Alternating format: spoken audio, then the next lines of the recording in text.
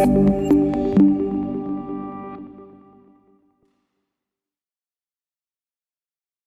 everybody, welcome to another great episode of Agent Pursuit. We're here today with Max Nizamov and Caron, who are two people who have been top producing agents in our company for many, many years, and who we believe have done a great job of mastering the telephone, which is almost a lost art these days.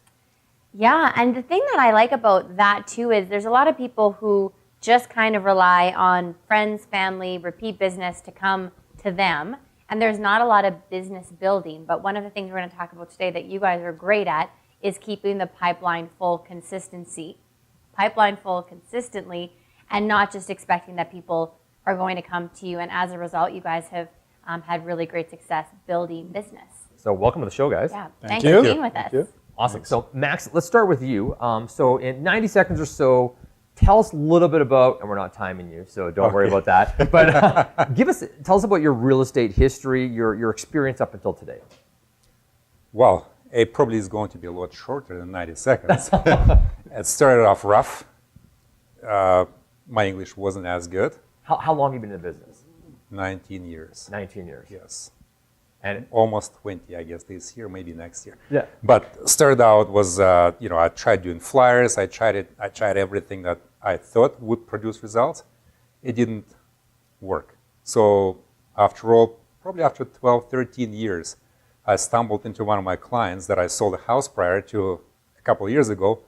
And I knew he became a realtor, a real estate agent. So I said, okay, what is your production? How many homes you sell in a year? And he gave me the number, and that was exactly like my number. And I'm, what the hell are you doing? Yeah. So what is it that you do differently that from me, that in 2 years you were able to achieve a lot better success than I was in 13 years? So he advised me that there's a coaching companies and I should look into that. And that's how I started, using scripts and mostly using the phone. Cool. So from nothing, every year it was getting better and better and better. And I guess practice makes it better for sure. Cool. Cass, same question. Tell us a little bit about your history, where you got to where you are today. Sure. So I started real estate in 2011, so that put me at 7 years right now. And when I first got involved in the business, I tried pretty much absolutely everything. I tried doing 2 open houses per day, even on the weekdays. Wow. For every day of the week. Wow. Did mailers, everything from phoning for sale by owners to real estate websites to if there was some that was taught in our classes or by anybody else, I was out there and I was doing it on a consistent level. And through that, I found that making phone calls was probably the easiest for me anyway to work. From my previous career too, I was on the phone quite a bit to generate sales and to generate business, so I kind of brought that along with me. What was your previous career? I was involved in life insurance. Oh, okay. Yep, so nice. Eventually I had my black belt in everything insurance, but it was primarily life insurance. Awesome. Yeah. Max, you had mentioned that you had got involved with a coaching company. So I guess my question would be, in terms of how you decided to start using the phone, that was part of it, wasn't it? Exactly. What was the history there? Like who was the coaching company? What was the gist of the recommendation for you that was, let's hit the phone? Okay, well, the coaching company is Mike Ferry organization. And when I started with these guys, I was making barely 25 sales a year. And then year after year after year, the sales were increasing just because they have a lot of structure in the scripts. When you're using the phone, you know what questions to ask, and obviously selling is not telling your story, it's asking questions. Right. So asking the right question can lead to the next conclusion by the seller or whoever you're talking to. So from one to another, you can slowly bring them to the point where they have to make a decision whether they work with you or with somebody else. And by asking questions, you can also find out if you are able to help that person. So my Ferry organization helped a lot. And again, given the fact that they use scripts a lot, and sometimes when I say I role play every morning, people have fun with this. Right? Yeah. We pull role play every. But again, we have a schedule where we have a person. Sometimes it's from Utah, sometimes from somewhere in the States, maybe somewhere in Calgary, where we practice scripts. Wow, and this is on the phone with another agent. In the morning, yes, 8:30 in the morning. every day of the week except the weekends. With this agent, either a listing presentation or for sale by owner or a circle of influence, you're just expired, whatever that is. So we are practicing the scripts as if sometimes I'm the agent and the other person is the owner. Then in 15 minutes we switch roles, and then I become the owner, he becomes an agent. So we see different responses, and we don't handle it easy. Sometimes we try to give this other person a hard time so that it becomes a real life role play. Yeah. When you're actually in front of your seller or whoever you're talking to, you expect these things to be asked of you, and then you know what the answer is. That's perfect. And we always talk about as our key real estate habits that one is you need consistently have skill development and role playing. And I think so many realtors don't engage in that. And what the cool thing is you can do it on the phone. You do it with people from around North America. Exactly. And that's super cool. Cass, how did you get over sort of the apprehension of making the calls? You said previously in your life insurance business you were on there. Did you have the same apprehension going into real estate, or was the phone always something that you thought this is going to be no big deal for me? It was really, so at first, it's pretty daunting. It depends on the type of people that you're calling to. Like if you're phoning for sale by owners, that's going from 0 to 60 right away. Yeah. But if it's for people registering on a website, then that's a little bit more easier, right? Like that's a little bit more of like, what do they call it? Like the green zones if you're going down skiing, right? Right. And then you can move on to the black diamonds afterwards. So I found it to be the best use of my time overall in terms of being productive than, for me personally anyway, by say sitting an open house. I could phone, say 50, 60, 70, 80 people a day, and I could knock that off in, 2 or 3 hours.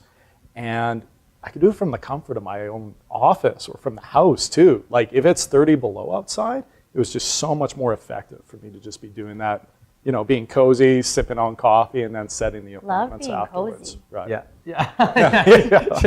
Speaking of coziness. She'd be in her pajamas, and here we are. Sign Yeah. me Now, up. speaking of pajamas, Lindsay, what I found out is better when I'm dressed up, fully dressed, than when you get on the phone, in the back of your mind, you are working. That's right. But I tried, like you said, I Love tried that. doing it once in a shirts and, t-shirt, and I just don't have the same drive. I don't feel that I'm working. When I'm talking, people on the other end, they can sense me being relaxed, especially when you're on the phone, you have to smile. Your tonality works a lot. It's like body language just over the phone.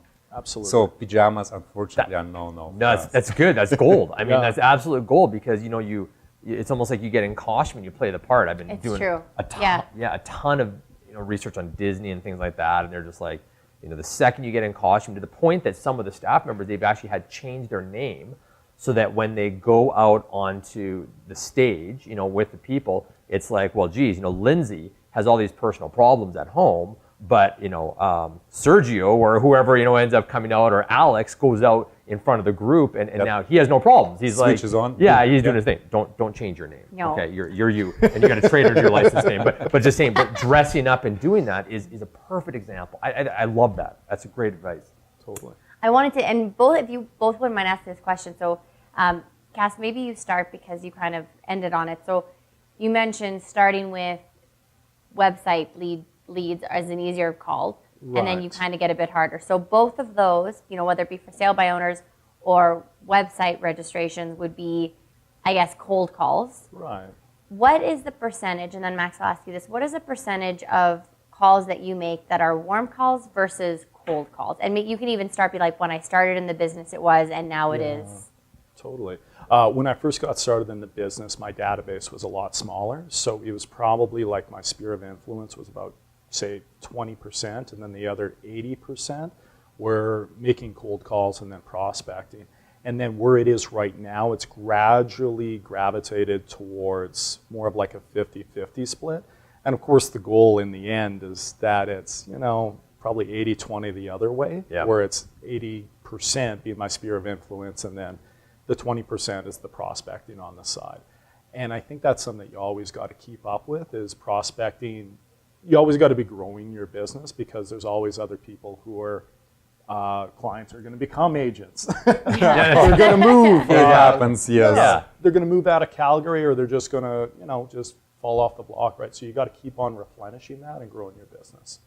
So a certain amount of cold calling will always be something that is important to you. Yeah. Even if it's little, it's got to be an element. Yeah, I think it is, or warm calling, or whatever you want to call it, to keep on growing your business to the level that you want. Because even when you got the amount of business, you know, the X amount of deals that you want to do every year, it's just like any other business. That's slowly going to deteriorate until you keep growing it, right? So you got to keep on pumping. You're so right. When people tell me, they say, oh, my business is 100% repeat and referral, I'm like, oh, congratulations. It's probably going to decline by 15% every year because people die, move away, you know, become agents, as you said. Yeah. Or just don't sell. Or just don't, yeah, exactly. Like there's a million different things. So it's like if you're not doing a great job of producing, you know, sign calls from your listings and nurturing your database and meeting new people, you'll notice that your business can't sustain itself. And that's a good point too, because say when you're in, say if you're an agent, you're starting off and you're in your, 20s, 30s, 40s, you're going to be doing a lot more business originally from there because there's a lot more turnovers from the families, younger families. But from my experience after talking to some of the other agents who are further in their careers, once they gravitate, and they're in their 50s, well, people aren't moving every, 5 to 7 years like the younger families are. They're probably more set inside their home. Yeah. And then the next move is going to be maybe one of the last moves. Maybe they're going to become like, say, snowbirds or So you live have a somewhere chance warm. to get a couple more deals done with it. Yeah, maybe. Yeah, totally.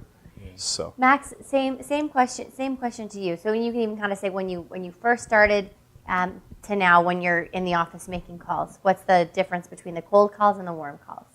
Well, cold calls are pretty much everything for me that I call for sale by owners or anybody who just popped up on my radar. Warm calls are my circle of influence. So those are the people that I've done business with, that know me, that trust me, and it's a lot easier to do business with them. So with them, the conversation would be around 1.5, 2 minutes, maybe 3, the longest if I call. And if I call them, I say right away, okay, well, good morning, Lindsay, this is a business call.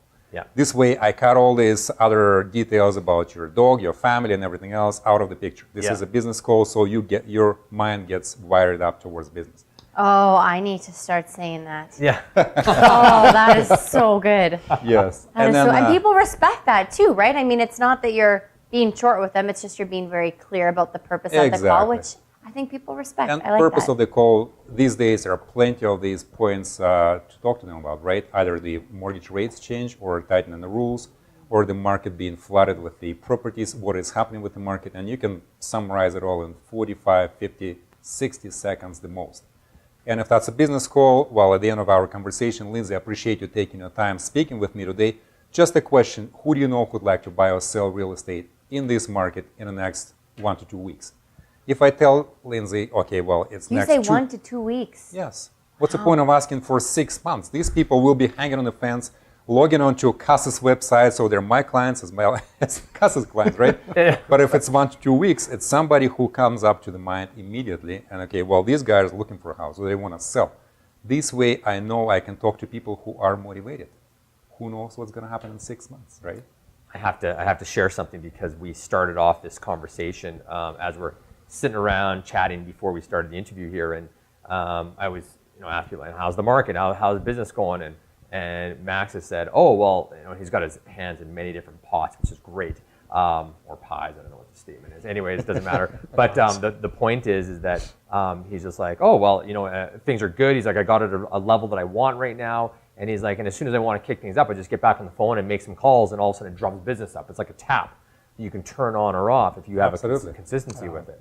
But that's a great word you just said, consistency. I call it accumulation effect. So if you do not do that every day in and out, you lose that effect, right? Because if you talk to 45, 50 people a day, you will get 1 to 2 leads. Mm-hmm. These 2 leads will get you 1 appointment. And out of every 2 appointments, you may get 1, or every, if your conversion percentage is 70, 80%, which is great, then out of every 10 listing appointments, you get 8 listings. These 8 listings, some of them will sell, some of them won't in this market, but you know how to get more business, and you know how many people you have to talk to get business. It's just a mathematical equation. It is. Well, it's pretty much logic, right? It's all math. That's great. On that note, I want to kind of finish the cold calls. So you have your sphere of influence, and those are the people you're kind of doing the minute and a half calls to. Yes. People know, like, and trust you. And the cold calls, are your cold calls just the for sale by owners? Would that be who you're saying if it's a cold call, or is there any other group of people that you're calling that you would also be considered cold calls? It would mostly be for sale by owners. Okay. Love that. The reason that is these people are trying to sell. They're in the market, either for sale by owners or sometimes people who couldn't sell before and they become for sale by owners, right? So you know that they're trying, you have their name, you have their number, you see the house, you feel their motivation based on the questions you ask, and then you make a decision whether you want to take on and go further into meeting with these people and talk about listing their home and helping them to sell. Or if the motivation is, well, when do you plan on moving? Well, we know if we sell, we sell. If we don't know, who cares? Then you know, these guys need to be warmed up a bit or the situation has to change for them. So they still become a cold lead, and this way you are the one to make a decision whether you go and spend your 40 minutes or half an hour on the appointment or don't waste your time at all. Yeah. Right? It's great. That's totally great. Cass, take us through where your day starts. First of all, how do you plan your day to make sure your calls get done, first of all, and then you sit down, how do you decide who you're going to call? Okay. It's like the universal question. Yeah, it's like, and it's true, because I always think that you have to know who you're going to call, be super clear on who you're going to call and what you're going to say. And so with those moments, it's like, okay, so how do you, let's take the who you're going to call. So how do you plan your day to make sure it's consistent, like we talked about, but and how do you decide who that first phone call goes to?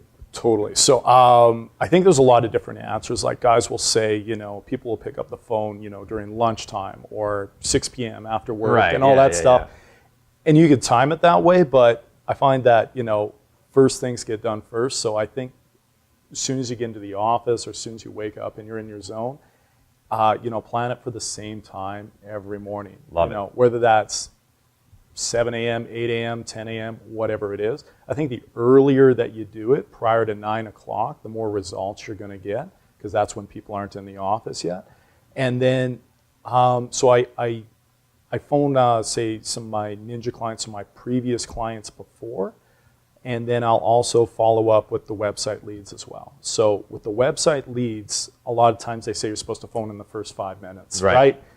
That's just not realistic. Yeah. For me anyway, yeah. right? Well, especially if you're the only one that's managing your website leads. Exactly, yeah. Exactly. So I'll usually make a plan to either phone them later on that night, which honestly doesn't really happen a whole lot of the time, or I'm just going to phone them first thing in the morning. Right. So it's going to be first thing in the morning, say at 8 or 9 a.m., and then after that I'll follow up with like my sphere of influence later on throughout the day, and I can leave voicemails throughout them just saying, hey, how are you doing? We'll be in touch soon. Perfect. And would you say that the earliest, and it's interesting you say that because I wouldn't think that you could call somebody at 8 o'clock. Yeah. But you do that and you find it successful. Yeah, it's you could phone people at, Max is probably going to chime in here too, 7 a.m. Before, even in my last career, we'd phone people even in the summer. There's usually a rule, like people would say, well, you can't phone past 8 o'clock, 9 o'clock. We'd phone people whenever. Yeah. Like 8 o'clock, 9 o'clock, and if you're genuine, if your demeanor's nice, you're never really disturbing most people. Some people, maybe sleeping, God forbid, but if you phone people at 7 a.m., I find that there's not a whole lot blocking their mindset, and they're just, clear, open book with you, like nothing else is on their schedule that day. So you're probably a little bit more likely to make a little bit more progress right there, especially for the business type guys. That's great. Interesting. Yeah, don't overthink this. Like it's people are just like, oh well, I read this article and people are at home or the mothers. Yeah. And it's like just get out there and do it. It's like just do it. Don't talk about it. Just do it. Yeah, if you wait for the perfect time to get something done, you're never going to get it done. Absolutely. And plus whether you're a morning person or not, they say that after you wake up, within an hour and a half to 2 hours, you're at peak mental state and stuff. So it's like plan your day to do your highest productive activities when you're at your best as well, mentally. Yeah. And you feel a lot more better once you got it. Like you eat that frog That's first right. thing in the morning, Yeah, it's good done. Brian Tracy. And then everything else after that just doesn't really matter as much it's so because true. It's like done the most going to the important gym thing. or whatever it is in the morning and knocking that off right away, right? It's like what you said, they don't have much on their agenda early in the morning. Same with us, right? We have a whole bunch of stuff happening later on, so if you keep putting that off, it may never happen. Absolutely. And prospecting is probably the most critical thing to your business, bar none. Oh, like if you're making money doing prospecting, then you could assign all the paperwork or whatever it is to somebody else, filling out the FinTrack forms. That's a lower end kind of task, but prospecting is definitely a little bit higher. Absolutely. So Max, I consider you like a Russian machine. Well-oiled machine. Yeah, a well-oiled machine. I mean, Max actually has a bodybuilding history, and I'll tell you one of the things that in terms of discipline and consistency, I can't think of something that would require more discipline and consistency than bodybuilding and sculpting and things like that. If you do that on a higher level, right now I'm just enjoying that. Yes, but still, you have experience in that. But I mean, even today we're getting here, we're downstairs and we're having a coffee, and Max is chatting to me about his morning. What are you doing after this? He's like, well, 10 o'clock I work out. I was like, Matt, and I mentioned, I'm like, Matt's like, thank you for being here today because you don't miss things that are important to you. Like you really schedule your day to do that. So the fact that you are not doing that is a big deal, which is super impressive because for most people it's, whatever, I'll do it tonight. But you have such a strong routine that you feel changes in that, and because of that, you're ridiculously consistent. Well, so we gotta whatever we're talking about, consistency, right? Yeah. I guess, for anybody, working out would mean different things. Yeah. But if we look at that from the main great point of view, body is the one machine that moves us through life. So if you don't take care of it, there's no point of trying to prospect on a phone when you can't move around or you're getting up and everything hurts, right? So that's a whole nother. That's your next topic. age of pursuit topic that we're going to have you on for. But tell us a little bit about who you decide to call. You sit down. How are you deciding who to call? What is that balance between I'm going to make my for sale by owner calls versus my sphere of influence calls? Okay, well, sphere of influence is always the better chunk of calls, 60%. And like I said, it's the people that you already know, that you've done business with, and you call them, they know who you are. Obviously, they probably won't be sitting around the phone expecting you to call them. Right. So you may catch them at different times, but they're a lot friendlier than for sale by owners. And for sale by owners will be 40% of my phone calls. Okay. And how many calls do you make in a day?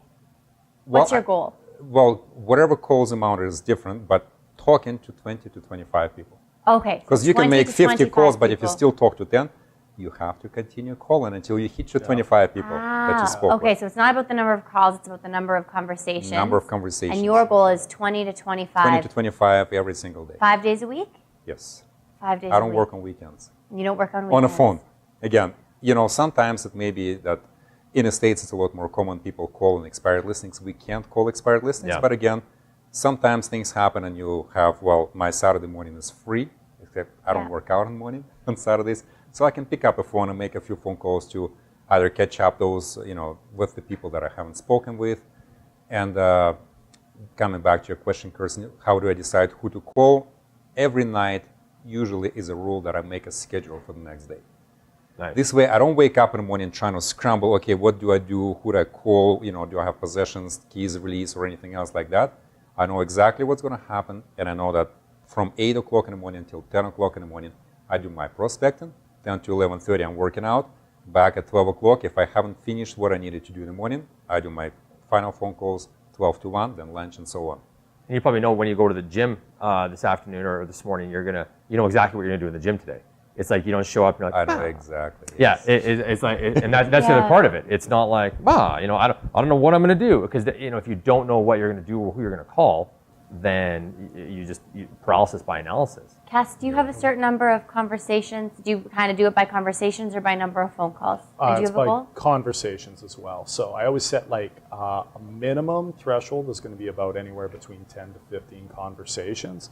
And then anything after that is gravy. Because through the compounding effect, if you keep doing that every single day, that's how many conversations That's per a year? lot of conversations. A lot. So things are going to happen. And how long, I'm sorry, I'm peppered because this is, myself included, I know something that our management team works with when we're chatting with our realtors, and so many realtors watching this are thinking, in their minds, it would take me all day to have 25 conversations. Mm-hmm. So I guess my question to you would be, typically, and obviously sometimes you have to make more calls, but in order to achieve those 25 conversations, on average, how long are you spending to get that done?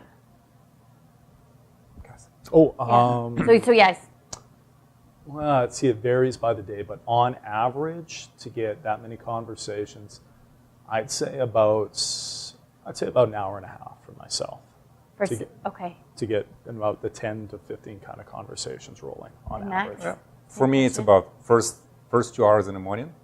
They're crucial. I get most of these conversations done. Wow.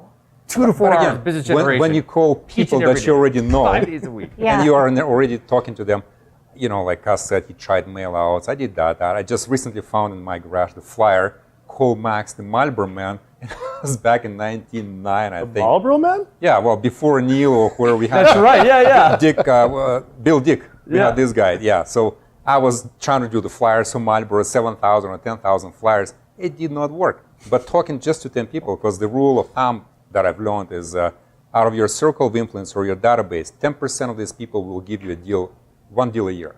Yeah. So if you're talking to 100 people a year, you're going to have 10 deals done. If you have your database sitting at 300, you may get 30 deals done just by calling people you know.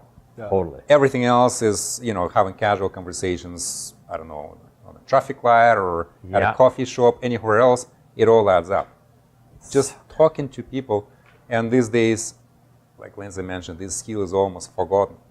But funny part is, we still need to talk to people, right? Because even yeah. the leads generating on the website, Cass still picks up the phone and talks to them. Well, people aren't giving their credit card on your website to buy a house. No. So it's like you got to talk to people eventually. Or Like, can I it's send you gotta money happen. so you can get me? No, it doesn't work. You have to talk. You have to ask them what they would like, and then maybe it will help somebody that I've learned. I set up the minimum standards for myself. Minimum standards in terms of, okay, how many phone calls do I want to make? How many rings is this going to go through before people pick up the phone? If it goes to after 3 or 4, obviously they're busy. We're not going to have a good conversation because they're doing something else. Or what price range you want to work in, right? If you work in, say, 150,000, you're comfortable with this kind of people, or you want to set up minimum 300,000 and up for your deals that you want to do. How much time you want to spend running around, helping? Do you have that knowledge to help people? It all adds up. All right, so you're getting ready to call. We've talked about who you're deciding to call, things like that. How are you storing your database? How are you tracking these names, and how do you stay organized with it all about who you called, who you didn't call, things like that? Notes. Okay. Yeah. So I have a CRM. I think every agent should have some sort of CRM. What are you using if you don't mind I asking? use Morris Marketing. Okay, For so the- iExact Contact. Yeah, Exact Contact. Yeah, So that's like the motherboard for like all the current clients. And then if you have a real estate website or anything like that, they kind of have a built-in CRM. Right. And then from the existing clients, I use that Ninja Day Planner too. Nice. Yeah. Nice, fantastic. We're going to order a bunch more Ninja Day Planners, by the way, Yeah, so yeah. we'll No, get they're those pretty good. going. But good. So that's how you track it. Max, how are you tracking your stuff? Just creating a simple spreadsheet that you can copy. It says amount of phone calls, amount of conversations, potential lead, buy or sell, and then appointment made. Where That's are you it. storing your clients' information? How are you finding the phone numbers? In a spreadsheet. Not a spreadsheet. Best My Nest, number 1. That's where all my past clients are. Awesome. Yeah, and then that's a CIR has that, right? Yep. And then next one is Google Contacts. On your mail, Yep. on your emails, when you can click the button Contact, it gives you all the information. I try to keep it up to date so I know what the phone numbers are, and pretty much my phone. And sometimes. that's so simple. It is, yeah. It's not a rocket science. I don't need to go extra length and create extra software or pay for something else. So true. Best My Nest is here. Google Contacts is here. Perfect. That's great. Yeah.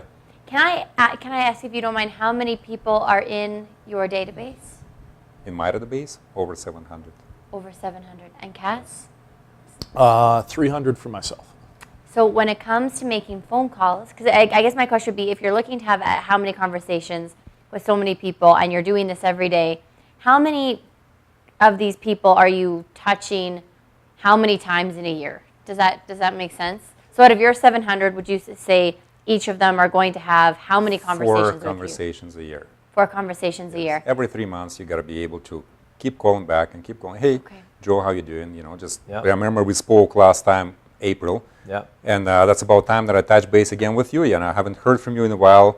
I know you guys are busy, but who do you know that you could refer to me right now that I can help, especially in today's market? Are you Yeah. tracking that note in Google Contacts that you called this person? On a spreadsheet. On a spreadsheet. Okay. It's A to say, sometimes K, Yeah. and then L to further on. So I split it in 4 categories, and I know that, this week I'm calling these people, next week I'm calling next set of people. So they don't know that they're on the list for me to call them, but it helps.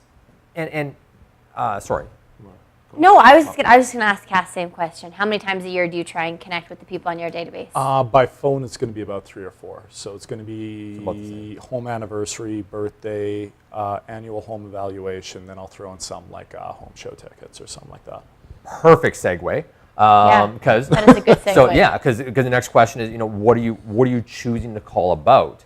Yeah. So you kind of have it where when an anniversary comes up or something you're choosing to call, tell us a little bit more about what are you choosing to talk about? Yeah, so if it's their birthday, then that kind of falls on its own. But if it's some like home show tickets, I start all the conversations pretty much the same way. I'll be like, "Hey Jim, it's Cass. Just wanted to phone in to let you know that I haven't forgot about you, man." Be like, "Oh, hey, how's it going? Good, good. Listen, I got a couple of extra home show tickets. You want them?" Boom. Like we don't need this drawn out, crazy script. No. I'm a little bit more to the point kind of guy, so I just Perfect. draw right into that. And then you just start conversations about that. And then on top of that, like Max is saying, be like, "Hey, by the way, business. do you know anybody else who, wants any home show tickets or anything like that? Or, know anybody else who's moving at the same time?" Nice. And usually they're going to ask you, like, how's the market and stuff like that too, which is a perfect segue into something like that. Totally. Yeah. And Max, what are you choosing to call about? You actually mentioned doing a market update or giving some information. How are you deciding when you pick up the phone how you're going to lead that conversation along? Well, it's so easy. These days we get so many pieces of information from mortgage brokers. Mortgage rates are going up or staying or whatever.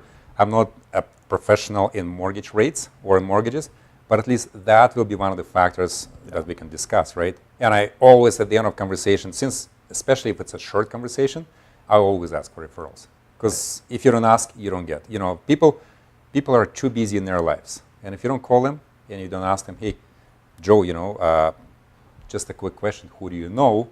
That puts their mind, okay, well, Max is in the real estate business, because they also get bombarded with a whole bunch of other free evaluations and flyers just listed and so on. So they're free to choose anyone. But if I keep calling them, I'll stay front of mind. Staying in touch. Love it. Totally. Yeah. Oh, side note there too, I just remembered that, I don't know if people are using the Prospects, that free software that we get, market reports on there. Once or twice a month, I'll log in there and I'll just watch the odometer, right? And you compare last month to last month. If somebody's been opening their market reports, say 5 times, 3 times plus over the last few days, it's probably on their mind. Yep. I send out something else and it tracks it per month, and it's like just a full market report on how we're doing. And it's crazy enough how you can monitor how many times people use it. And there was one person, like in the last month, that had to look at it. I'm not kidding you. Like in 8 days, they looked at it 42 times. Huh. They may have forwarded it off to somebody else or something, no doubt about it. But I'm like, Wow. okay, you're at the top of the list. This other guy who looked at it 8 times, this time like 3 or 4 times plus per month, and they're having to look at that. I'll be like, okay, real estate's on their mind. That allows me to kind of cherry pick a little bit on who to prioritize That is to so call. smart. And That's that's really even good. and that's even most websites CRMs where, and I say CRMs, but the contact system, you can see it's like, geez, this person visited the site 20 times in the last 8 days. It's like, okay, they might be thinking about something. That person Totally. should rise to the top. And you can actually see the type of homes that they looked at, That's right? right, So that's you- right. Yeah, and on one of the newsletters too, I got like free home evaluation report. They click on that and it takes it to a form. Now, while they may not fill it, actually most people don't fill it out because it's too much work for them. It tells me who clicked on that though. So, every month if I get 7 or 8 people clicking on there, just give them a call and just be like, and I won't even bring it up sometimes. Sometimes I will, sometimes I won't. Be like, "Hey Jim, how's it going? Still happy where you are?" Everything like that. Cool. Perfect. All right. And then it's a way to cherry pick to be a little bit more effective with the time. I just kind of want to clarify this for some of the people watching too, because I've had so many conversations with people, calling looking for some marketing suggestions because everything you're doing isn't working. And there's a lot of people that are extremely good at staying in touch and extremely good at offering a lot of value and absolutely terrified of asking for the business. Yeah. And the relationship is great, but in terms of saying, "And do you know anybody that could or would?" they just feel like, why should I have to ask? They know I'm a realtor, which is a huge issue. And the other one is, well, like I send the birthday cards and the Christmas stuff and I do all this stuff, but they don't have real estate conversations. And I love what you guys brought up in terms of making sure some of the conversations are real estate specific and the importance of actually asking for the business. And that's why we use the phone too, right? Because if they're not in the mood, they're not going to bite you over the phone. Yeah. Yeah. So these people who are afraid to use the phone for prospecting, there's nothing to be worried. Picking up the phone initially for me it's just like I had 90 pounds tied up to my wrist. I couldn't even lift the receiver back then. Mm-hmm. It'd have to be like 150 pounds for you. Oh, yeah, I mean, I don't curl is my. But it comes down to a point where you do that. Okay, well, first day you don't have to start off with 25 conversations a day. You can do like 5. That's just it. Yeah. Do 1 week for 5. Get comfortable with this. Next week you can do 6, and so on. So you increase it gradually, but it doesn't stress you because the more you talk to people, the more questions you ask, the more easy you get at this, and the more comfortable you get in the conversation, right? So that's probably, and not seeing that person face to face is also much more comforting to some people, right? Yeah. Mm-hmm. Well, and I bet if both of you wanted to, you don't have to touch on this, but do. The amount of conversations that you have that start really well, home show tickets, whatever it was, and it would be very easy, or, here's a bit of a market update. You'd be like, okay, well, just kind of wanted to touch base. That's all. Have a great day. Chat with you later. And that could be a good conversation. And that's where most people end the conversation. But how many times do you actually end it with, and do you know anybody? And if you didn't ask that, who would have offered the referral if you didn't ask? Does that make sense? That was a convoluted way of saying it. Yeah. But if you didn't ask, you wouldn't have had, because it would have just been like, oh, so great chatting with you, and the phone hangs up, versus great conversation, and then you ask, like, actually, because you mentioned it, like you find that. With me, I never heard somebody say, hey, Max, thanks for calling me. We just had somebody, we had people over for barbecue. They're looking for a house. We want to refer them more. No, it doesn't happen. That's never happened. I first have to ask for the question, okay, guys, who do you know? Oh, then they click in and say, oh, now we remember, we just spoke to somebody. It doesn't have to be your immediate friend. It can be anybody from your office, from your work, from your gym, anyone. Who do you know? But if you don't ask, it's not offered. Because people also, they have a tendency to talk elsewhere, right? And then casual conversation, especially in Calgary, 1 of these out of 10 definitely is going to touch the topic of real estate. Oh, well, we're just thinking of selling, our kids getting married, kids need a house, or whatever the reason is, they may know. And then when you ask them, it comes back. yeah. Great, thank you. Yeah. Totally. So Mike Ferry, you're using some of the Mike Ferry scripts. Yes. Cass, you alluded to Ninja, Yep. and you're following some of the Ninja stuff regarding the call scripts and things like that they have. Totally. Not so. Originally I started with the scripts, then I kind of made it my own. Yeah. Further to what Max was saying, I think for some people starting out, I think it's more important to focus on the activity more than the outcomes a lot of the times, right? Because we get so tied up in like, I need a sale by this. But if you're doing a lot of the activity, if you're making the calls on a consistent basis, and if you don't feel comfortable right then and there saying, do you know anybody who's looking to buy and sell? If you're providing enough value, say if you're doing like complimentary home evaluations, or you're sending out those prospect market reports or newsletters, stuff that people want, then you say, hey, do you know anybody else who could use this information right there? Another home evaluation. And that's a soft, very nice way of. And then you build your database through that. And I know for me, like that's my biggest thing is just building that database as big as I can, and then sending them a lot of the stuff that's on autopilot there too. Yeah. Because sometimes I'll just get phone calls and stuff like that from that automatically. But that's just, again, just focus on the activity and making those calls and stuff like that too. Tell us about objections and that the negative responses on the phone, maybe through the website or things like that. How do you get past them? How do you handle them? Let's start with you. Honestly, after making hundreds, if not thousands of calls, you don't really get too many. I think it's all in our head. It's less than 1%, really. We got it all drawn up in our head that people are like, never phone me again. This is completely inappropriate. But that never really happens if you're genuine with people. So I don't really worry about it too much. Mm-hmm. There's realistically better odds sometimes of you having a negative, experience like that in person a lot of the time. Like if you're driving and like, you know, somebody cuts you off, you cut somebody else off. So I think that's totally in our head. You know, if it does happen, it doesn't really dawn on me too much because like Max said, nobody's going to bite me throughout the phone or anything like that, right? So I just kind of shake it off and just keep going with it and pick up the phone and, you know, move on to the next one if and when it does happen. Now, on the for sale by owner side, you might have, you said you get some, obviously you get some a little bit of objections. A little bit is a very soft way of saying it. Oh, okay, yeah, because it's different clients, right? It's different people that you're calling. So if your sphere of influence calls, even people that have registered on a website, then you're like, oh, okay, you've registered. They've taken an action. Yeah, they're like, yeah, as I did. You know, so for sale by owners, tell us a little bit about the objections, how you're handling them, things like that. It's not even for sale by owners. Anywhere at the listing presentation, sometimes the objections may come up. So that's why personally, I do call before the listing appointment. At least I touch base with these people twice. So they have a chance of went out and say, okay, well, you know what, this is a question, you know, how come you put this much commission on your listing agreement? Anything that to me, objection is a question that they have that doesn't have an answer for them yet. So it's an opportunity for me to provide them with an answer so they feel better about working with me versus somebody else. That's a great mental spin on it. And, yeah. You know, and because not everybody's, like I said, sitting waiting on a phone call for Max to call, especially for sale by owners.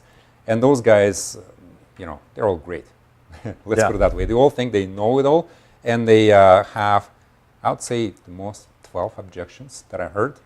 Wow. There could be, you know, 25, 30, but if you're asking questions, if you're talking to a person, I've never received more than 3 or 4. They may have one objection that they keep throwing your way over and over and over again, but if you know, why should I use you versus somebody else? Well, did you know there are 2 types of agents, not just boys and girls or commercial and residential. There are active and passive agents, right? So passive, just throw your home in the market and wait for somebody else to show it. And I am an active agent. So there's nothing scary about them asking me a question. It's just knowing what to answer. And then again, using scripts and practicing them over and over again helps. Perfect. So you know exactly what you're going to say. It's not like, and like you said, there's only so many things that a seller can say to you or a person can say to you. People aren't sitting around inventing objections. They're not like, oh, you know, they're all standard. I'm going to throw this at. Yeah, it's like they have the same stuff. It's the price, it's commissions, it's you know, like we want to wait or we want, you know, it's all the same stuff. So after having this conversation tonight, is it the price that you're not agreeing with? Is it my commission? Or is it the presentation that you didn't like? Yeah. Well, they're going to tell you. You know, if you don't ask them, you don't know. And then if you don't talk to them prior to listing appointment, you just enter in that listing appointment not even knowing what they're going to have thrown at you. Yeah. But if they already told you their objections, you know, okay, well, these guys are having this many questions, so I can come prepared. And if I answer all their questions, that, you know, all they will lead to listing taken. Mm-hmm. Let's talk about tracking for a second, because obviously you've both been doing this for quite a long time. And I'm assuming if you were doing this for a long time and nothing was working, you probably wouldn't do it anymore. No. So you obviously know it's working, which means that you've tracked it. So Cass, let's start with you. What are you doing to know what your conversion is? And are you tracking appointments? Are you tracking deals? Are you tracking referrals? What are your metrics? All of it, and it's usually just pen and paper. So there's going to be, you know, on a sheet of loose leaf, there's going to be the calls, and then there's going to be the contacts, then there's going to be the conversations, and then there's going to be the appointments after that. And then you just funnel it out and see what's working. Sometimes you may want to tweak things a little bit, like tried phoning at 10 a.m., wasn't lining up that well on this day, so I'm going to try phoning at 7 a.m. this next day, right? And then you find what kind of gives you the best chance for success sometimes after. But again, that's after you got all the activity done on a consistent level. That's the first thing. And then after that, then you could kind of tweak the system a little bit afterwards. And do you track types of calls that lead to, from a content perspective, like an example would be the tickets to the home show. Yeah. That tickets to home show led to more referrals than call for X. So is it like, do you know what I mean? Like if you needed to drum up business today, is there a certain type of content phone call that you could say this was the most successful in generating I think X. anytime you're going to be providing some sort of value to people where they feel like truly appreciative, they're going to feel the need to reciprocate that a little bit. So if you're giving away some home show tickets and then you say, hey, by the way, if you know anybody who's looking to buy or sell or whatever, send them my way. If you're providing free home evaluations and stuff, if you know anybody, let me know. And then people automatically feel that need to reciprocate a lot of the time if you're providing value. But whatever it is, as long as you're providing value, that's where you're going to get the most return on after. If you just say, hey, how are you doing, that sort of stuff, that may work. It's absolutely better than nothing, but the key is to provide value on a regular basis. Great. Same question, Max? Yeah. How are you tracking stuff? Yeah. Well, Mike Ferry, they have that number analyzer for their premier clients on their website, which is great amount of phone calls. First of all, they do have a business plan. Right. Yeah. Let's begin with that. So having a business plan, you know what your goal is this year. And then you work it backwards, right? If your goal is, say, have 50 transactions, you know that to generate one transaction, you need to make 45 phone calls on average. You know, if it's phone calls to your database, it's 15 to 20. But then you have 45 phone calls. Okay, well, out of these 45, I have 2 leads for a listing appointment. Out of these 2 leads of listing appointments, I have 1 listing. How many listings do I sell? So you look at that and then you create that business plan at the beginning of the year, or better yet, December or October last year, right? Yeah. Because then you have your 14, 15 months business plan. And then by the time when everybody else leaves on vacation for Christmas time, December, whatever that is, you're actively working. So you have this, in real estate, never happens that you made a deal today, you get paid tomorrow. You commission check tomorrow, right? So you got to make sales in October, November, December in order to get paid January. So by the time everybody gets back from vacation and feels like, oh, maybe I should start working if I feel great in a week, you're already having some deals coming in, right? And you keep on generating these leads, appointments, and so on. So tracking this helps to fill in your business plan. Yeah. And again, you can have a sheet of paper, like Cass says, you can say how many phone calls, how many conversations, how many appointments I have out of these appointments, how many listings did I take, and again, it all needs to be practiced in my mind. Yeah. Because being good on the phone, fantastic. Right. As soon as you come over, you look good, you're dressed up, but you don't know what to say. How good is it going to be to you? Right. It ain't going to work, right? So you are tracking everything. You have to be, yes. And again, it's not that hard. Even if you do 5 phone calls a day, 5 contacts a day, you can spend a week trying to find that person that wants to sell a home. Your production is going to be a little lower, but you work at the pace that is comfortable and convenient for you, so you don't get stressed out doing 10 deals a month and then you're burnt out and you don't feel like working at all for half a year, right? Totally. So, and I was going to just mention too, like exactly to Max's point, like before he was talking about, say, role playing and everything like that too. Totally important. If you don't have a role play partner, Yeah. Appreciate that. stand in front of a mirror, role play. Yeah. it's a good idea to start recording your own voice. When you're making those calls, because a lot of the time we don't realize what we're saying when we're on the phone. We may be saying Intonation. like Record your own times. listing presentation. Oh, man. Yeah, What an take it to the next eye-opener level. it was, Yes. Yeah. Wow. Before I recorded myself, I'm thinking, geez, I'm doing okay. I should be able to get these 100 listings a year. Yeah. And then I recorded myself video, and I'm like, Yeah. okay, Maybe 5 listings this year. exactly. Well, I'd be like if I take 5. So there are some Yeah. things that I had to work on. Always. It doesn't matter what it is. The smile, the dress up, the script you're using, the way you answer them, how many those words, so, and whatever that is you say, you have to watch what you're saying. Now you're Right. making me all self-conscious. I was just thinking of the exact Like, same thing. okay, And so I shall enunciate correctly. Right? There was a few meetings ago, and oftentimes we are kind of going with the flow and trying to figure out what to do, and it's tough for us as well. And I was watching a meeting, and there was a topic, and it was I'm not a realtor, marketing background, and it was something that I wasn't necessarily familiar with, and I wasn't educating on it, so that was fine. But I was watching the way that I was handling the situation, and you could tell in terms of the ums and the whatever words that you're filling in because you don't really know what else to say and you're pausing. I had this moment thinking, I need to watch this more often, because if I don't realize that I'm doing that. It was the next meeting I went into, I was so conscious of saying, instead of saying an or a whatever, just pause. You don't have to fill in the, you don't have to fill in the gap. Totally. Silence is better, but if you don't educate yourself on yourself, you have no way of correcting those mannerisms that come off as being very obvious to other people. Yeah. All right, last question. And you guys have given so much information. We always ask, what advice would you give a realtor trying to generate more business? I'm going to skip that one because I feel like everything we've talked about today is the exact advice they need to generate more business. Yes. But let me ask you this. How do you stay motivated to be consistent with your activities? What's that internal drive, or what's that driving force? And for each person, it might be individual, but what are you guys doing to keep your head in the game? Cass, kick us off.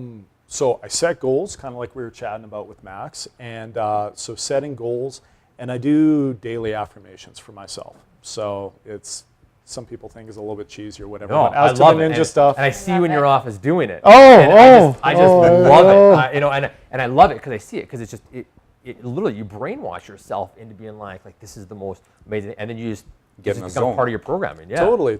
So, so set goals like at the beginning of the year. You build a business plan to get the results that you're looking for.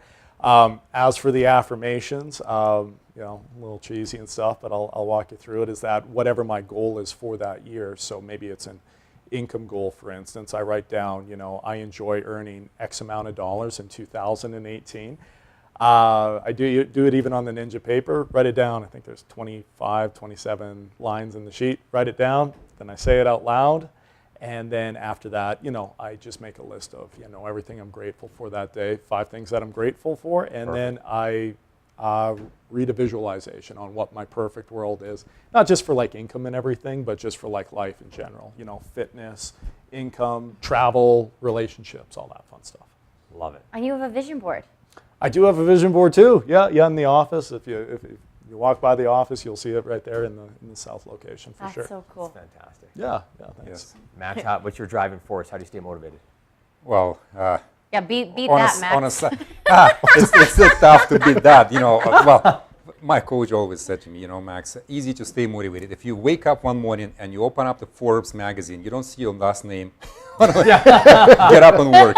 Yeah, if you don't see your last name, get up and work. So I don't ever see my last name there, so I have to get up. But to be realistic, having affirmations every day is a fantastic way. It's just getting yourself in the zone, saying, my business goal is this, and also having a goal for the year and having set the smaller goals throughout the year, like every month.